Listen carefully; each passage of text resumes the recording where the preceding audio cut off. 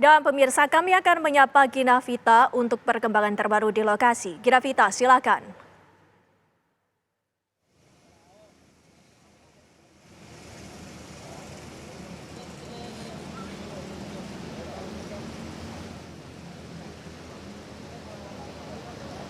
Ya, dari total ini 3 gedung yang ada di Museum Nasional, ini yang terbakar adalah gedung A. Nah, spesifiknya gedung A ini ruangan apa saja? Kita akan langsung coba berbincang dengan Kapolres Jakarta Pusat, Kombes Pol Komarudin. Selamat malam, Pak Kapolres.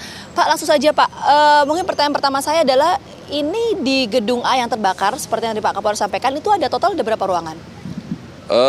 Kalau gedung A sendiri secara umum ya, kalau hasil pantauan kami kurang lebih ada sekitar 10 ruangan dari depan. Dari depan sampai dengan belakang ada kurang lebih sekitar 10 ruangan, berisikan tentu barang-barang bersejarah ya. Yang kalau masyarakat ketahui itu dikenal dengan Museum Gajah, ya, banyak patung-patung di sana. Yang terbakar itu di bagian belakang ruang prasejarah. Ada 4 ruangan yang memang berada di belakang pojok, 2 ruangan sayap kanan dan 2 ruangan lagi di tengah. Jadi kan dari 10 ruangan, 4 ruangan yang terbakar ya Pak. Adakah dokumen-dokumen penting di sana Pak? Yang terlihat secara kasat mata langsung kami hanya melihat yang terbakar itu memang di dinding itu menempel seperti lukisan, kemudian juga ada tulisan-tulisan. Sementara kalau kita masuk lebih dalam sendiri kita belum tahu isinya apa, karena memang kondisi yang memang belum memungkinkan kami masuk ke dalam. Oke, meskipun belum diketahui pasti, tapi apakah 4 ruangan yang terbakar itu juga menyimpan dokumen-dokumen penting kalau informasi yang didapat oleh Pak Kapolres? Informasi dari Pamdal, security yang dalam memang itu ruang penyimpanan, ya. Di antaranya adalah lukisan dan juga barang-barang barang-barang bersejarah mungkin ya. Yang tidak ada dokumen-dokumen penting berarti artinya kalau keterangan dari security? Mungkin lebih tepatnya nanti dari museum ya yang lebih tahu detail bahwa atau ada dokumen atau tidak tentu. Yang dapat kami sampaikan bahwa secara kasat mata langsung kami pantau memang ada beberapa barang dan juga beberapa lukisan-lukisan yang tertempel di dinding. Oke, Pak Kapolres, untuk penyebab itu kan masih didalami ya, belum diketahui. Tapi yang saya tanyakan, ketika kejadian itu ada aktivitas di dalam gedung ini nggak sih?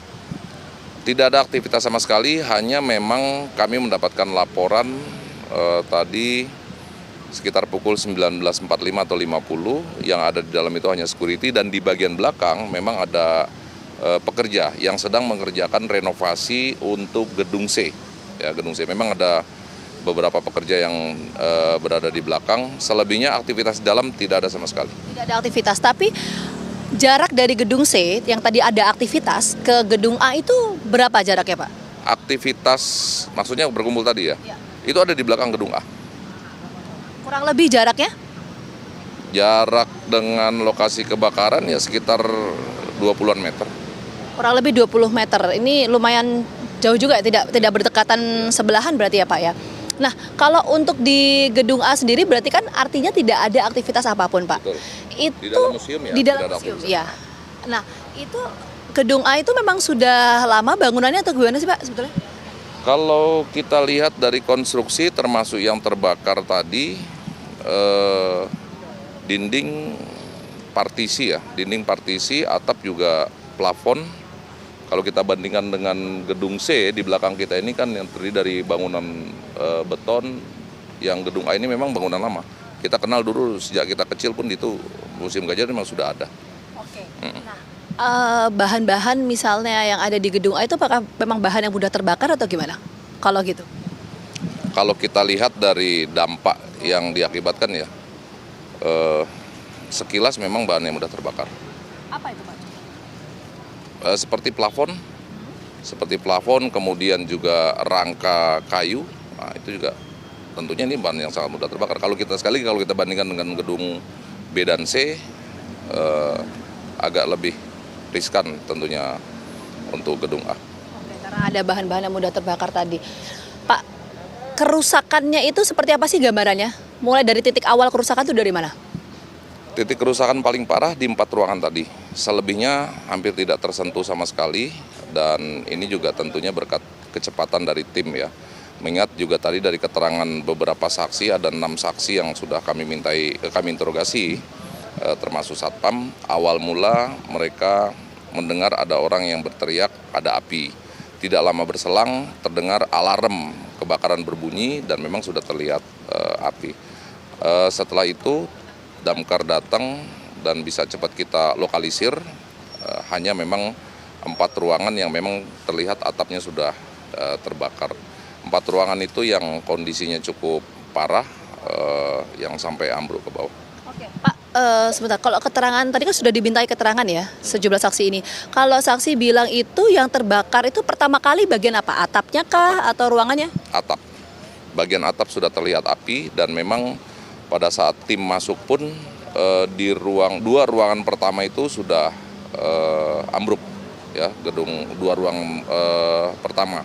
Kemudian disusul api merembet ke 2 ruangan bagian depannya dan itu juga cukup parah. Oke. Saksi yang dimintai keterangannya itu memang saksi yang ada di lokasi. Betul. Atau gimana, Pak? Saksi yang memang betul berada di lokasi diantaranya security dan juga orang yang sedang mengerjakan atau bekerja di renovasi di Gedung C. Kalau keterangan dari security sempat apa yang diamati Pak sebelum kejadian kebakaran itu? Sempat terdengar misalnya ada ledakan kah atau apa? Terdengar itu nggak sih? Kalau keterangannya sih sempat mendengar ledakan ya, tapi itu kan sekali lagi perlu kita dalami setelah nanti dengan tim dari lapor kalau memang ada yang meledak atau tidak. Yang dilakukan saksi tadi sempat berupaya untuk memadamkan dengan menggunakan apar ya. Namun mengingat api di bagian atap yang cukup besar sehingga apar tidak mampu untuk mengatasi itu, barulah setelah damkar datang bisa teratasi semua. Suara ledakan yang didengar oleh saksi security itu dalam radius berapa?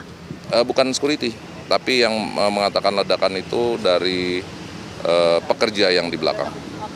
Dari pekerjaan di belakang mendengar suara ledakan itu dari radius berapa Pak? Mungkin ini perlu didalami karena dia hanya mengatakan hanya mendengar ledakan, kemudian tidak lama kemudian alarm berbunyi, begitu dicek ke belakang memang sudah ada api. Jarak waktu dari pendengar ledakan terus terjadi kebakaran itu berapa lama kalau keterangan dari petugas itu atau pekerja itu ya? Mungkin hanya dalam hitungan detik atau menit ya. Ya suara ledakan itu bisa jadi karena disebabkan memang ada ledakan atau karena benda yang jatuh. Karena pada saat kami masuk ke dalam itu juga baru beberapa orang damkar yang datang ya. Kita lihat memang kondisinya sudah banyak berjatuhan, bagian plafon, kayu-kayu sudah banyak berjatuhan. Bisa saja suara ledakan itu datang dari benda yang jatuh atau benda lain dan ini yang perlu didalami oleh tim laporan forensik. Masuk keterangan dari saksi itu mendengar ledakan termasuk dalam jenis ledakan yang seperti apa? Dari barang yang jatuh atau gimana? Hanya menyampaikan bahwa ada suara ledakan saja. Masuk radiusnya berapa itu masih dilami ya Pak ya? Oke, terakhir Pak, ada korban jiwa atau luka atas kejadian ini Pak? Korban jiwa, luka tidak ada, hanya memang tadi salah seorang petugas pemadam kebakaran ya, karena memang yang harus dipadamkan itu berada di ruangan tertutup dengan kondisi asap yang cukup pekat. Tadi sempat kita selamatkan karena yang bersangkutan sesak napasnya. Kita nanti tunggu ya Pak ya perkembangan penyelidikan atas kasus ini. Terima kasih banyak Pak Kapolres. Saya kembalikan ke Widi di studio. Ginavita atas laporan Anda langsung dari lokasi terjadinya kebakaran di Museum Nasional. Dan pemirsa, kabar hari ini masih akan kembali selepas jeda menghadirkan sejumlah informasi lainnya. Tetaplah bersama kami.